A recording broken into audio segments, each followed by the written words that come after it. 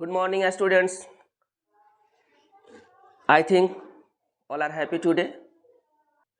Welcome to my channel O3 Super English Classes.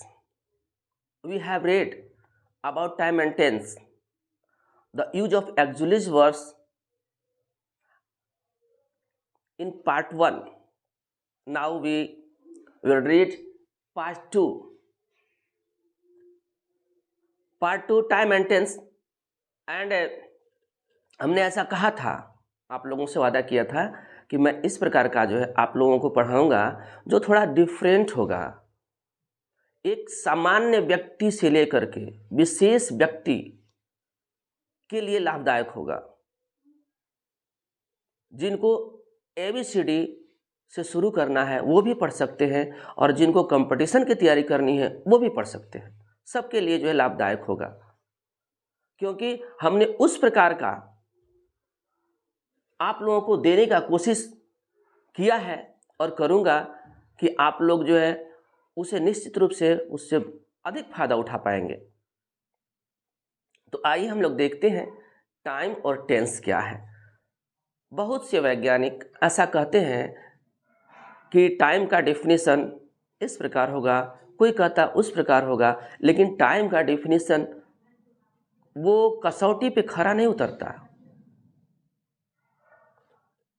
केवल Einstein एक ऐसे विद्वान थे जिन्होंने टाइम के विषय में समझा और उसका डेफिनेशन दिया, और वह द बेस्ट साबित हुआ, सबसे अच्छा साबित हुआ।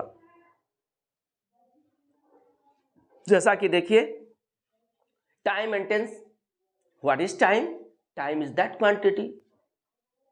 क्या है टाइम? समय वह मात्रक है which is found in relativity of moving the earth, जो कि कहाँ पाया जाता है? पृथ्वी को घूमते हुए। कहाँ पर? ऑन इट्स एक्सिस, यानी पृथ्वी जब अपने अक्ष पर घूमती है, विथ एग्जिस्टेंस ऑफ सनलाइट, सूर्य के प्रकाश के सापेक्ष में। अर्थात सूर्य के प्रकाश के सापेक्ष में जब पृथ्वी घूमती हुई पाई जाती है तो उसी प्रक्रिया में समय को देखा जाता है। अर्थात जो उसे मापता है उसके घूर्णन को, वही समय है। और यह 100% सत्य है, क्योंकि अगर पृथ्वी को हम लोग रोक दें, कल्पना ऐसा किया जा रहा है कि अगर पृथ्वी को हम लोग रोक देते हैं तो समय रुक जाएगा, आपकी घड़ी चलते रहेगी। और अगर दोपहर में रोक दिया जाएगा 12 बजे, तो 12 बजे दोपहर ही बजता रह जाएगा और सूर्य का प्रकाश जैसा है वैसा ही रह जाएगा, चाहे जितने वर्षों तक पृथ्वी रुकी रहे। घड़ी जो आर्टिफिशियल वॉच है वो क्या है? वह एक माध्यम है हम लोगों को बताने का। अर्थात ये भी घड़ी सोलर वॉच पे चलती है। सूर्य के प्रकाश के जो है सापेक्ष में जो घड़ियां बनाई जाती हैं, जैसे सोलर वॉच बोलते हैं हम लोग, तो उसके दृष्टिकोण से इन घड़ियों को बनाया जाता है। तो यह आर्टिफिशियल घड़ियां हैं। वास्तविक घड़ी क्या है? पृथ्वी का जो है घूर्णन करना सूर्य के सापेक्ष में, और वही घड़ी वही समय है। तो हम लोग टाइम का डेफिनेशन इस प्रकार से आइंस्टाइन का जानते हैं, और जाने कि time is that quantity which is found in relativity of moving the earth on its axis with existence of sunlight. अब दूसरा हम लोग देखते हैं टेंस। टेंस क्या है? तो टाइम माने समय होता है और टेंस माने क्या होता है? काल। काल माने क्या होता है? समय। तो क्या दोनों एक ही है? नहीं, ऐसा कभी नहीं। दोनों एक नहीं है। दोनों अगर एक होता तो टेंस की जरूरत ही नहीं पड़ती। और दोनों एक दूसरे के पूरक भी हैं। अगर टाइम है तो टेंस है, टाइम अगर नहीं होता तो टेंस नहीं होता। जैसे सूरज नहीं होता तो चंदा नहीं होता, कोई काला नहीं होता तो कोई गोरा नहीं होता, कोई अच्छा नहीं होता तो कोई बुरा नहीं होता। यह क्या है? एक दूसरे का पूरक है। यह पूरी दुनिया द्वैतवाद में है। एक से दुनिया की कल्पना नहीं की जा सकती जब तक दो नहीं होंगे। अर्थात किसी के होने के लिए किसी का होना अति आवश्यक है। जैसा कि हम लोग टाइम और टेंस के बीच में देख रहे हैं। तो टेंस शब्द की उत्पत्ति लैटिन भाषा के टेम्पस शब्द से हुई है। लैटिन भाषा का टेम्पस शब्द का अर्थ क्या होता है? समय होता है। अर्थात टेंस किससे जो संबंधित है? टाइम से। अब टेंस का हम लोग जो है डेफिनेशन देखते हैं। Tense is that form of verb which shows not only the time of an action but also the state of an action। यानी कि टेंस क्या है? क्रिया का वह रूप है जो केवल किसी कार्य के समय को ही नहीं बताता बल्कि उसकी अवस्था को बताता है। अर्थात अवस्था को बताने के लिए किस चीज की आवश्यकता पड़ेगी? तो टेंस। और क्रिया के समय को बताने के लिए किस चीज की आवश्यकता पड़ेगी? तो टाइम की। तो इन दोनों का होना आवश्यक है, लेकिन दोनों में भिन्नता है। अब हम लोग कैसे इसका जो है भिन्नता, इसमें अंतर कैसे हम लोग जो समझेंगे, उसके लिए हम लोग इसको देखते हैं। What is difference between time and tense? Time का संबंध क्रिया के अर्थ से होता है, जबकि टेंस का संबंध क्रिया के रूप से है। दूसरा, टाइम का कॉन्सेप्ट पूरे विश्व में एक समान है, जबकि टेंस का कॉन्सेप्ट सब भाषाओं में अलग अलग है, भिन्न है। यानी टेंस को अगर हिंदी में हम लोग देखें तो उसके भेद अलग अलग हैं, अलग अलग नामों से जाने जाते हैं, जबकि अंग्रेजी में उसका नाम अलग है, उसके प्रकार जो है एक समान नहीं है। लेकिन टाइम को तो चाहे हिंदी में भी 3 ही भाग में बांटा जाता है, वर्तमान, भूत और भविष्य। अंग्रेजी में भी वैसे ही, संस्कृत में भी वैसे ही, किसी भी भाषाओं में। अर्थात पूरे विश्व में इसका कॉन्सेप्ट एक समान है। फिर दूसरी बात है, टाइम नॉन ग्रामेटिकल है, इसका व्याकरण से कोई लेना देना नहीं टाइम का, जबकि टेंस ग्रामेटिकल है, वो व्याकरणिक है, व्याकरण से संबंधित है। टाइम के 3 ही भेद होते हैं, प्रेजेंट, पास्ट और फ्यूचर, जबकि टेंस के 3 भेद और 12 उपभेद होते हैं।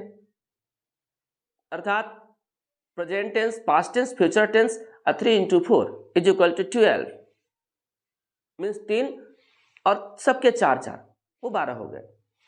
तो टाइम से टेंस बना है, टेंस से टाइम नहीं। ये 5वां डिफरेंस। यानी टेंस की जननी है टाइम, न कि टेंस टाइम का। ये 5वां अंतर हो गया। अर्थात अब हम लोग जो है अच्छी प्रकार से जान पाए होंगे कि टाइम और टेंस क्या है और दोनों में अंतर क्या है। अब हम लोग आगे देखते हैं कुछ विशेष चीजें। आप लोगों को मैं हर समय कुछ न कुछ ऐसी चीजें देता रहूंगा जो कि अध्ययन करने पे, सर्च करने पे मिलेगा, और कई कलेक्शन को एक जगह आप लोग जो है ले सकते हैं इस O3 सुपर इंग्लिश क्लासेस के माध्यम से। अगर आप लोग जुड़े रहें तो मैं पूरा का पूरा ग्रामर अपने इस चैनल पर बना करके मैं पार्ट वाइज डालूंगा और आप उसका भरपूर लाभ उठा पाएंगे। आपको फिर किताब पढ़ने की आवश्यकता नहीं पड़ेगी और किसी से कुछ पूछने की आवश्यकता नहीं पड़ेगी, क्योंकि मैं किसी भी चैप्टर का तह तक आपको ले जाऊंगा, अर्थात 0 से हीरो तक का सफर तय कराऊंगा आपको। चलिए आइए देखते हैं फादर ऑफ टेंस। ये भी दुर्लभ चीज है, जल्दी नहीं मिलता। एच होर है, टेंस के फादर कौन है? एच होर। अब देखते हैं कि टेंस के कितने भेद होते हैं। There are 3 kinds of tense. पहला क्या है, हम लोग देखते हैं प्रेजेंट टेंस। पहला प्रेजेंट टेंस, जिसको हिंदी में वर्तमान काल कहते हैं। सामान्यतः हम लोग जो है प्रेजेंट टेंस को कैसे पहचानेंगे? एक लाइन में मुख्य क्रिया तो होगी ही होगी, कभी उसमें ता है, ती है, ते है लगा रहेगा, कभी रहा है, रही है, रहे लगा रहेगा, कभी चुका है, चुकी है, चुके हैं लगा रहेगा, कभी आ है, ई है, ए है लगा रहेगा, जो कि हमने संक्षेप में उसका चर्चा कर दिया है, आप यहां देख सकते हैं। फिर वही पास्ट टेंस, दूसरा इसका भेद है, मतलब भूतकाल। भूतकाल का मतलब क्या होता है? बीता हुआ काल, जो बीत चुका है, ऐसी क्रियाएं जो हो चुकी हैं। तो वो क्रियाएं कौन सी होंगी, कैसी होंगी, उनका स्वरूप क्या होगा? तो क्रिया में ता था, ती थी, ते थे, इस प्रकार के जो है हिंदी वाक्य में आएंगे शब्द। या तो आ ए ई लगा रहेगा, या किसी न किसी में रहा था, रही थी, रहे थे लगा रहेगा, किसी में चुका था, चुकी थी, चुके थे लगा रहेगा। क्रिया में आता एथी एथे भी लगा रहता है, जो कि हम लोग पास्ट टेंस को जानते हैं। अर्थात इसके अंत में था थे थी लग जाए चाहे आए तो पास्ट टेंस का है, चाहे वो किस काइंड्स का है, अब उसको हम लोग उससे पहचान लेंगे जब हम लोग काइंड्स पढ़ेंगे तो। लेकिन इसको हम लोग इस प्रकार से पहचान पाएंगे। अब हम लोग फ्यूचर टेंस को देखते हैं। फ्यूचर टेंस में क्या है? यह भविष्यत काल है, आने वाले समय को बताता है। कौन सी क्रिया होने वाली है हम लोग कल्पना करते हैं, आशा करते हैं, उस प्रकार से जब बात करते हैं कि ये होगा, अर्थात इसके किसी भी काइंड्स में हम लोग जाएंगे फ्यूचर टेंस के, गागेगी ही मिलेगा क्रिया के साथ में। तो इस प्रकार से हम लोग जो है इन तीनों टेंसेस के वाक्यों को हम लोग पहचान लेंगे बहुत आसानी से। उसके बाद हम लोग आते हैं प्रेजेंट टेंस के बारे में जानते हैं विस्तृत रूप से। तो there are 4 kinds of present tense. Present tense में कितने भेद होते हैं? तो 4 भेद होते हैं। पहला क्या है? सिंपल प्रेजेंट या प्रेजेंट इंडेफिनिट टेंस, दो नाम से जानते हैं हम लोग, या तो सिंपल प्रेजेंट टेंस या तो प्रेजेंट इंडेफिनिट टेंस। अब देखिए इसको जो है इसके नाम में इसका सेंस छुपा हुआ है।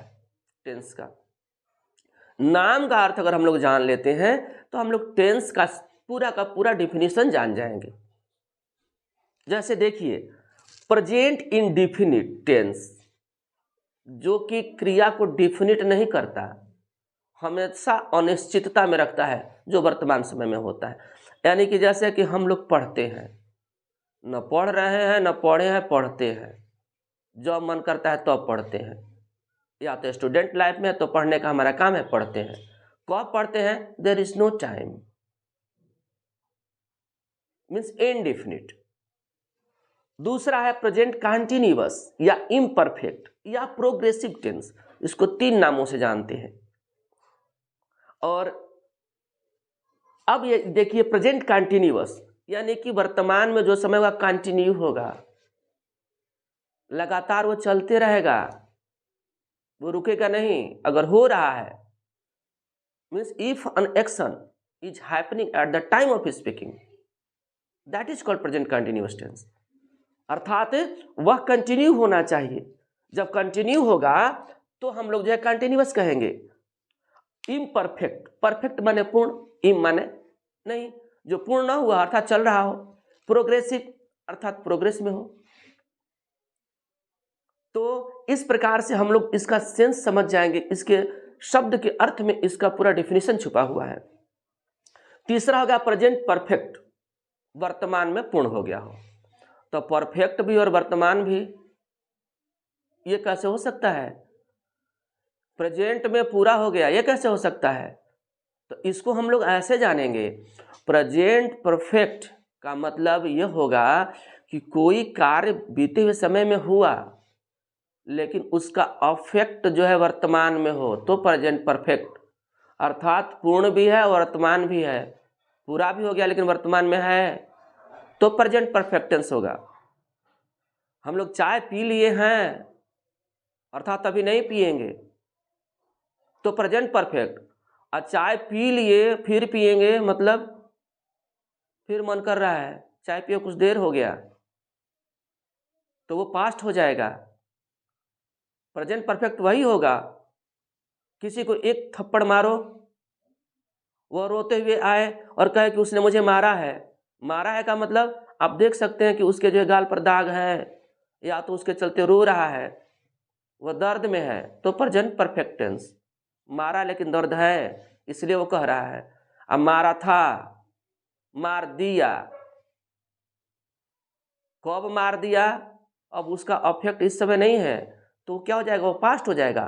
तो प्रेजेंट परफेक्ट को जानने के लिए हम लोग निश्चित रूप से जो है इस सेंस का प्रयोग करेंगे कि कोई भी कार्य बीते हुए समय में होगा लेकिन उसका असर वर्तमान में होना चाहिए, then that is called present perfect tense. चौथा प्रेजेंट परफेक्ट कंटिन्यूअस टेंस, यानी कि प्रेजेंट परफेक्ट कंटिन्यूअस टेंस, पूर्ण अपूर्ण वर्तमान काल। कुछ पूरा हुआ, कुछ अभी पूरा नहीं हुआ है, परफेक्ट भी है और कंटिन्यू भी है। इसका मतलब क्या हुआ कि काम, इसका मतलब कि चल रहा है पहले से शुरू हुआ है, और काम कुछ हो गया, कुछ जो है अभी चल ही रहा है। और जब ऐसा अगर काम होगा, ऐसी क्रिया होगी, तो वह जो है प्रेजेंट परफेक्ट कंटिन्यूअस टेंस कहा जाएगा, या प्रेजेंट उसको जो है इम्परफेक्ट कंटिन्यूअस बोलते हैं, प्रेजेंट परफेक्ट कंटिन्यूअस टेंस अर्थात पूर्ण अपूर्ण वर्तमान का।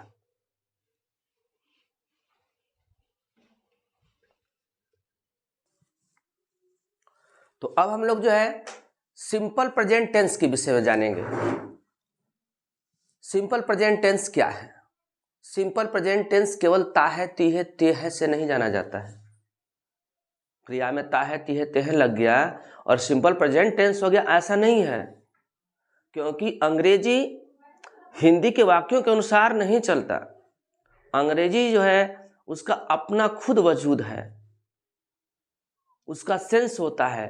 हम लोग क्या करते हैं कि अंग्रेजी को हिंदी में ट्रांसलेट कर लेते हैं, या हिंदी को अपने हिसाब से सोचते हैं और उस हिसाब से फिर अंग्रेजी को लाना चाहते हैं।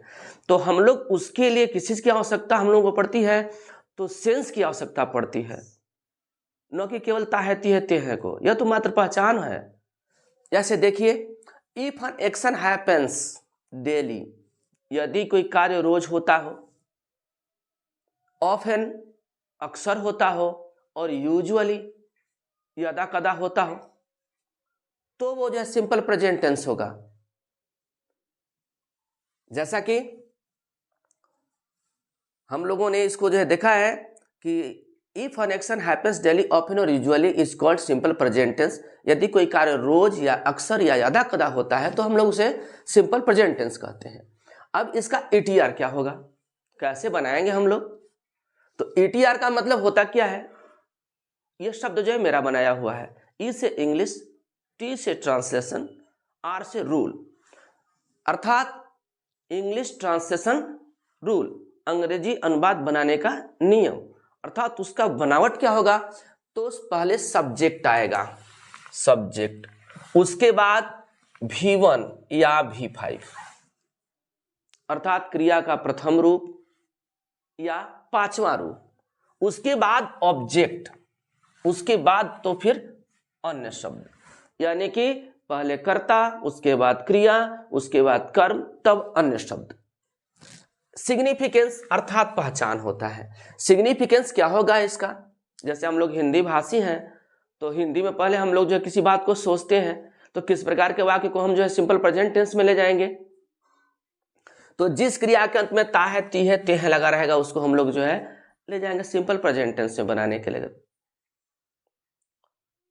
अब सिंपल प्रेजेंट टेंस में हम लोग बनाएंगे इसको, इसके विशेष रूल भी होते हैं, लेकिन सामान्यतः हम लोग पहले जानते हैं कि ता है, ती है, ते है से हम लोग जो है सिंपल प्रेजेंट टेंस को जानते हैं। जबकि हम लोग का सेंस यहाँ है हैपेंस डेली, ऑफन, इन सारे चीजों को हम लोग जो है जानेंगे स्पेशल रूल्स में। लेकिन पहले हम लोग जो है सामान्य जो है रूल को समझते हैं। जैसा कि अब हम लोग यह देखते हैं कि V1 और V5 क्या है। छात्रों को यहाँ कंफ्यूजन होता है, V1 क्या है, V5 क्या है? तो V1 क्या है? क्रिया का प्रथम या मूल रूप, क्रिया का मूल रूप, यानी मुख्य क्रिया जिस रूप में होती है वही V1 होता है। जैसे गो हो गया, इट हो गया, इसका यह मूल रूप है, प्रथम रूप भी है। V5 क्रिया का पांचवा रूप, अर्थात वर्ब में एस या ईएस लग जाता है। जैसे कि गो में गोज हो गया और इट में इट्स हो गया, तो गो में ईएस लग गया, इट में एस लगा। इसका स्पेलिंग रूल्स में अपना अलग स्पेशल सारे मैनर हैं, कैसे कैसे लगाया जाता है। हम लोग जब स्पेलिंग रूल्स को पढ़ेंगे तो उसके विषय में विस्तृत जानेंगे। अब इसके अंतर्गत इस टेंस में डू और डज का भी प्रयोग किया जाता है। कब किया जाता है और यह क्या है? तो डू और डज दोनों क्या है? एक्जुअली वर्ब्स हैं। इनका प्रयोग हम लोग पार्ट 1 में पढ़ चुके हैं। टाइम एंड टेंस का जो पार्ट 1 हमारा वीडियो है उसमें हम लोग जो है देखे हैं डू और डज का प्रयोग किसके किसके साथ होता है और कविता के माध्यम से देखे हैं। फिर हम यहाँ पे उसको रिमाइंड कराते हैं कि डू और डज एक V1 और V5 है। डू V1 है, डज V5 है। और यह नेगेटिव यानी नकारात्मक वाक्य में, इंटरोगेटिव अर्थात प्रश्नवाचक वाक्य में प्रयोग किया जाता है। अर्थात जब वाक्य में नहीं शब्द लगा होगा या क्या लगा होगा, क्यों लगा होगा, कैसे लगा होगा, कब लगा होगा, तब डू या डज का जरूरत पड़ेगा। तो डू डज का प्रयोग करने के बाद फिर हम लोग मुख्य क्रिया को किस रूप में रखेंगे, तो मुख्य क्रिया हमेशा एक वचन में रहेगी, यानी V1 में मुख्य क्रिया हमेशा एक वचन में रहेगी। इसको हम लोग यह भी जानते हैं कि V1 में क्रिया हमेशा जो है अपने प्रथम रूप में होती है। इसको हम लोग बल्कि एक वचन हटा करके यहां से जो हम लोग करते हैं, हमेशा अपने प्रथम रूप में होगी। यानी डू डज जब वाक्य में आएगा तो क्रिया हमेशा अपने प्रथम रूप में होगी, V1 के रूप में होगी। अब देखते हैं इजी। इजी क्या है? इजी एग्जाम्पला ग्रेटिया को कहा जाता है। यह लैटिन भाषा का शब्द है जिसका अर्थ होता है उदाहरण। एज और सच एज, ये सब जो है उदाहरण के लिए प्रयुक्त होना उचित नहीं है इन सबों का। तो इजी अर्थात एग्जाम्पला ग्रेटिया लैटिन भाषा का यह वर्ड है, यही शुद्ध शब्द है। इसके लिए वह विद्यालय जाता है। He goes to a school, he के साथ गोज लग गया। यहाँ पे हम लोगों ने देखा है कि आई, वी, दे, यू और प्लूरल नाउन के साथ V1, he, she, it singular noun और नेम के साथ V5 का प्रयोग करते हैं। तो ही के साथ हम लोग किस चीज का प्रयोग करेंगे, तो V5 का प्रयोग करेंगे। तो ही गोज टू स्कूल, वह विद्यालय जाता है। अब हम लोग इसी टेंस के माध्यम से कुछ विशेष चीज भी जानेंगे। अगर एक क्रिया के अलावा दूसरी क्रिया आ गई, कुछ विशेष शब्दों को लेकर के आ गई, तो क्या करेंगे हम लोग? मैं दूध पीकर विद्यालय जाता हूं, तो आई गो टू स्कूल, मैं विद्यालय जाता हूं। पहले हम लोग बना लेते हैं, मैं विद्यालय जाता हूं, आई गो टू स्कूल। अब दूध पीकर, तो कर वाली क्रिया में 2 + V1 लगा देते हैं हम लोग और हो जाता है कर, तो टू ड्रिंक मिल्क हो गया। प्रेजेंट इंडेफिनिट टेंस में अर्थात सिंपल प्रेजेंट टेंस में ही हम लोग जो है कुछ विशेष भी सेंटेंस को जो है जान पाएंगे। और कर का जो है रूल क्या है, 2 + V1 लगा देते हैं, हो जाता है। अब उसी में एक और वाक्य आ गया, तुम अंग्रेजी सीखने जाते हो, इसमें नाने नहीं लग गया, ये भी 2 से बन जाता है। हम लोग का प्रेजेंट इंडेफिनिट भी बन रहा है और साथ साथ में कुछ विशेष रूल्स भी हम लोग जान पा रहे हैं यहाँ पर। तो you go to learn English, तुम कहाँ जाते हो? अंग्रेजी सीखने। तो यू गो, पहले हम लोग तुम जाते हो, उसके बाद टू लर्न इंग्लिश। इस प्रकार से हम लोग जो है सिंपल प्रेजेंट टेंस का उदाहरण हम लोगों ने देखा। अब इसके अतिरिक्त भी सिंपल प्रेजेंट टेंस में रूल्स होते हैं। वो रूल्स कौन कौन से हैं? ये जो है कॉम्पिटिटिव भी है। अब ऐसा नहीं है कि हम लोग जो है ISC का एग्जाम देने जाएंगे या किसी कंपटीशन में तो केवल वह जाता है पूछ कर छोड़ देगा, आप आराम से लेकर के चले जाएंगे। उसके लिए कुछ विशेष जानकारी की भी आवश्यकता पड़ेगी। केवल ताहे तीहे से सिंपल प्रेजेंट टेंस का पहचान नहीं होता, वह किस किस जो है फॉर्म में आता है उसको हम लोग स्पेशल रूल्स में देखते हैं। तो पहला नंबर है 6 मैनर्स, हम लोग देखते हैं 6 तरीके। हम लोग इसको बढ़िया से अगर जान जाएंगे तो हम लोग क्या करते हैं कि अंग्रेजी बोलने में बड़ा आसानी हो जाती है। सबसे ज्यादा हम लोग प्रयोग करते हैं प्रेजेंट इंडेफिनिट टेंस का ही। अब 6 मैनर्स में किसी भी प्रकार का वाक्य हो, कैसे बनाया जाएगा सिंपल प्रेजेंट टेंस में, तो इसको हम लोग ध्यान देंगे। वह पढ़ता है, रीड्स, सब्जेक्ट प्लस V5। वह नहीं पढ़ता है, जैसे ही जो है जिसके साथ जो है डू डज का जैसे V5 का प्रयोग होता है, यहाँ पे देखिए V5 इसी के साथ, तो V5 क्या है? डज V5 है, तो यहाँ पे डज लगेगा। दूसरा रूल, जिस क्रिया में एस या एस लगा उसको हटा करके डज कर दिया जाता है। सिंपल से ये भी समझ सकते हैं ऐसे भी कि जिसमें एस या एस है उसको हटा लेंगे। यहाँ पर हम लोग इसको भी बताया है, मुख्य क्रिया हमेशा अपने प्रथम रूप में होगी, तो प्रथम रूप में भी हो गई।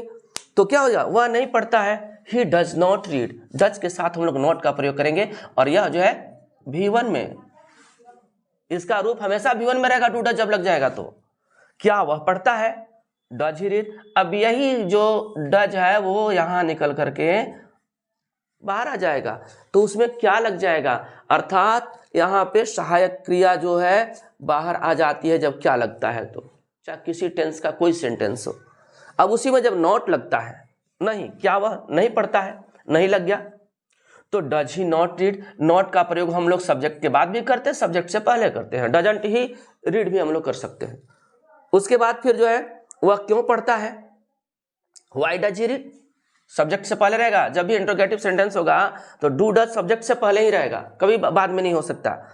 यहाँ पे WH वर्ड चाहे जो भी आ जाए, वह कब पढ़ता है, वह क्यों पढ़ता है, वह कैसे पढ़ता है, वह कहाँ पढ़ता है, तो वो WH वर्ड के बाद थोड़ा डज का प्रयोग हम लोग करेंगे। और वह क्यों नहीं पढ़ता है, why does he not read, यहाँ नॉट का प्रयोग हम लोग सब्जेक्ट के बाद किए हैं। चाहे तो why does not he read भी कर सकते हैं। ये दोनों रूल जो है सही है इसके लिए। तो इस प्रकार से 6 मैनर्स हम लोग बनाएंगे। अगर यहाँ पे अगर डू आया होता, सब्जेक्ट अगर आई होता या कोई ऐसा होता जिसका डू का प्रयोग होता है, ठीक इसी जो है मैनर से हम लोग 6 मैनर्स इसका बना लेंगे। अब उसके बाद 6 मैनर्स के बाद हम लोग दूसरा जो है स्पेशल रूल पढ़ते हैं। दूसरा अस्थाई कार्य, जो परमानेंट एक्शन होता है, यानी वह कार्य जो अस्थाई हो। तो अस्थाई कार्य में जैसे हम लोग जो है इस समय क्या करते हैं, वो अस्थाई रूप में क्या है। तो मैं दिल्ली में रहता हूं, दिल्ली में रहता, अस्थाई में रहना है वहां पे, तो आई लिव इन दिल्ली। अगर तुम कहो मैं दिल्ली में रह रहा हूं तो भी कहोगे आई लिव इन दिल्ली, ना कि I am living in Delhi. ऐसा नहीं हो सकता। वो परमानेंट एक्शन को केवल बताएगा, अस्थाई कार्य को। नियमित कार्य जो रोज होने वाला हो, उसको भी हम लोग जो है सिंपल प्रेजेंट टेंस में ही बनाते हैं। जैसे नियमित कार्य, I get up at 4 AM daily, मैं 4 बजे रोज सुबह में जगता हूं। तो जो रोज 4 बजे सुबह में अगर मैं जगता हूं, वह नियमित मेरा कार्य हो गया। मैं 10 बजे ऑफिस जाता हूं, ये मेरा नियमित कार्य हो गया। तो इस सेंटेंस में अगर गागे भी लगेगा तो बनेगा सिंपल प्रेजेंट टेंस। मैं 4 बजे सुबह में जगूंगा अगर रहेगा वाक्य, तो भी इसका होगा I get up at 4 AM। मैं 10 बजे रोज कार्यालय जाऊंगा अगर रहेगा तो भी बनेगा I go to office at 10 o'clock daily. अर्थात यहां पे नियमित कार्य अगर हो गया तो सिंपल प्रेजेंट टेंस। फिर आदतन कार्य, हैबिचुअल एक्शंस।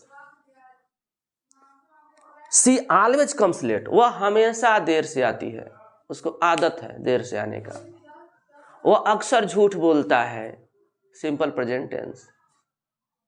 वह हमेशा देर से आएगी, simple present tense, because she has this type of habit, she must do this, वो करेगी करेगी, हैबिचुअल है। तो सी ऑलवेज कम्स लेट, वो हमेशा देर से आती है। आदत से संबंधित कोई चीज हो तो हम लोग उसको क्या करते हैं, ये जो है सिंपल प्रेजेंट टेंस में बनाते हैं। फिर चिरंतन सत्य, चिरंतन सत्य क्या है, यूनिवर्सल ट्रुथ, जो कि कभी चेंज नहीं होता, जैसा था वैसा है और वैसा ही रहेगा। अब जैसा कि the sun rises in the east, सूर्य पूरब में उगता है। सूर्य का उदय कहाँ होता है, पूरब में होता है। तो होता था, होता है और होता रहेगा।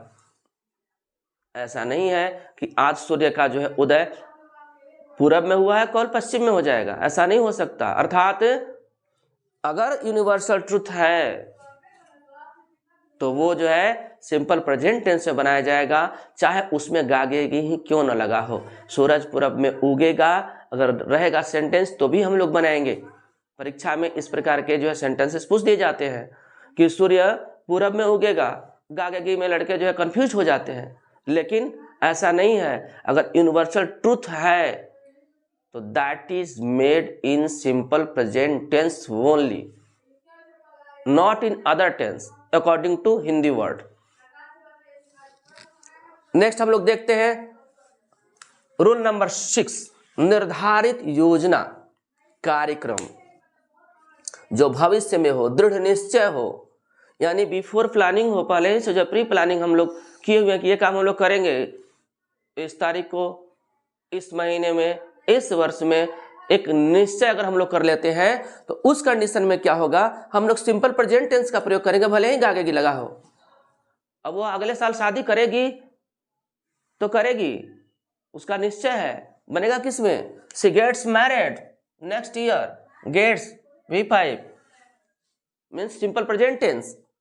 महात्मा गांधी डाइज इन 1948, ये भी ऐतिहासिक घटनाओं को जीवंत रूप से बताने के अर्थ में। 7वां rule, Mahatma Gandhi dies in 1948।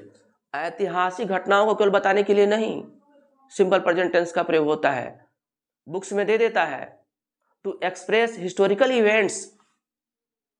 ऐसा नहीं है, हिस्टोरिकल इवेंट्स को बताने के लिए केवल सिंपल प्रेजेंट टेंस का प्रयोग नहीं होता, उसको जीवंत रूप से पेश करने के लिए। हम लोग बात करते जा रहे हैं, हम लोगों का देश 1947 में आज़ाद हुआ, फिर गांधी जी मार दिए जाते हैं 1948 में। तो इस प्रकार की बातों को करते समय, ऐतिहासिक घटनाओं को जीवंत रूप से पेश करते समय जब हम लोग बात करेंगे और कहेंगे तो कहेंगे महात्मा गांधी डाइज इन 1948, यानी महात्मा गांधी जी 1948 में मर जाते हैं, स्वर्गवास हो जाता है उनका। तो ऐतिहासिक घटनाओं को जीवंत रूप से बताने के लिए हम लोग जो है सिंपल प्रेजेंट टेंस का प्रयोग करेंगे। 7वां रूल। 8वां रूल, कमेंट्री, रनिंग कमेंट्री या घटनाक्रम जो चल रहा हो। रनिंग कमेंट्री मतलब कोई मैच चल रहा हो, क्रिकेट का, हॉकी का, फुटबॉल का, किसी चीज का, उसको जब कमेंट्री किया जाता है, कमेंटेटर करते हैं, आप लोग ध्यान देंगे, कमेंटेटर जब बोलते हैं उस बात को, तो जो काम हो गया रहता है उसको भी सिंपल प्रेजेंट टेंस में बोलते हैं। चौका चला गया, लेकिन बोलेंगे the ball goes for 4 runs, 4 run के लिए चला गया, होना चाहिए वेंट, लेकिन बनेगा कि गोज। क्यों? क्योंकि कमेंट्री चलिए, प्रेजेंट टाइम में सारी बातें हो रही हैं, लाइव हो रही हैं। तो Tendulkar backs for 4 runs, Tendulkar ने 4 रन ले लिया अपने झोली में, बैक कर लिया, रख लिया, यानी कि चौका मार दिया, तो बैक्स हो गया। तेंदुलकर के साथ बैक्स V5 का प्रयोग किया गया। Name singular number V5, present indefinite tense.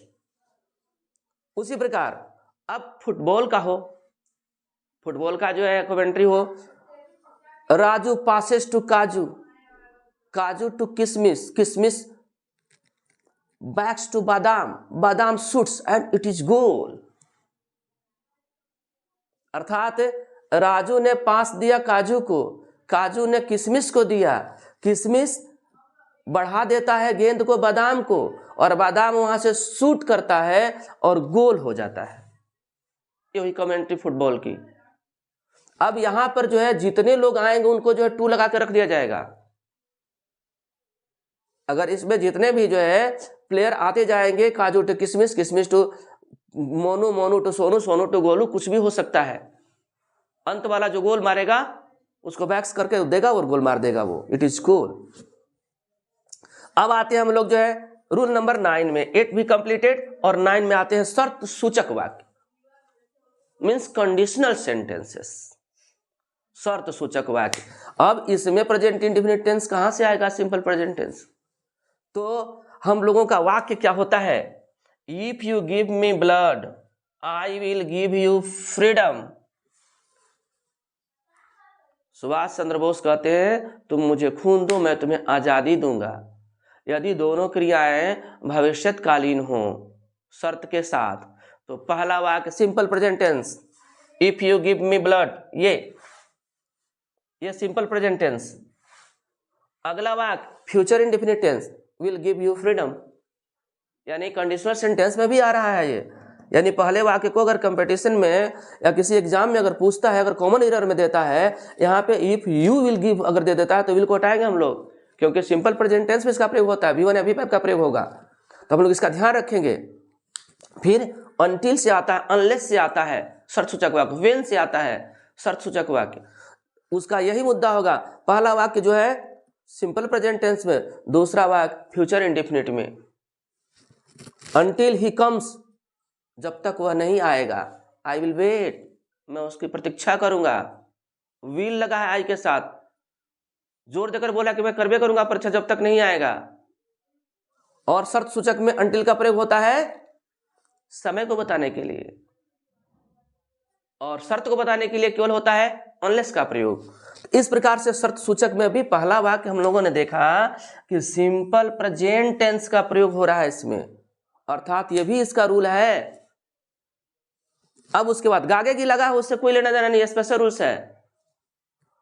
चौथा है 10वां रूल है अखबार के हेडलाइंस, मीन्स सुर्खियों में अखबार के ऊपर जो हेडलाइंस बनाया रहता है शीर्षक के रूप में, काम कल हुआ रहता है और आज हम लोगों को पढ़ने को मिलता है मोदी टेक्स ओथ,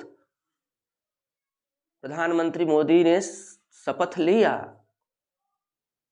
तो टेक्स ओथ लिया, लेकिन टेक्स V1 V5 इसका प्रयोग होगा इसमें, क्योंकि सिंपल प्रेजेंट टेंस है। मोदी नेम है तो इसके साथ किस का प्रयोग होगा? V5 का, जो कि टेक्स हम लोग किए हैं। अगर यही कोई जो है प्लूरल नंबर होता, दो लोग अगर लिए तो V1 हो जाता, साथ में दो दो लोग लेते हैं, ये लोग लिए तो, लेकिन बनाया जाएगा सिंपल प्रेजेंट टेंस में। अब 11 देखते हैं, नाटकीय कथा वृतांत बताने के लिए, यानी नाटक से संबंधित बातों को बताने के लिए। जब नाटक होता है या नाटक की बातों को हम लोग करते हैं, ऐतिहासिक बातों के विषय में बतियाते हैं, ऐसे ऐसे ऐसे ऐसे होता है, ऐसे ऐसे हुआ। जैसे कि Rana Pratap now draws his sword, Rana Pratap अपना जो है अब तलवार निकालते हैं, and attacks upon the enemy, और शत्रु के ऊपर हमला कर देते हैं यहाँ पर। तो इस प्रकार का जो है draws V5, attacks V5 and attacks upon the enemy, यहां पर ये सिंपल प्रेजेंट टेंस है। इस प्रकार से हम लोग देखें कि सिंपल प्रेजेंट टेंस में 11 स्पेशल रूल्स हैं, उसके सामान्य नियम को छोड़कर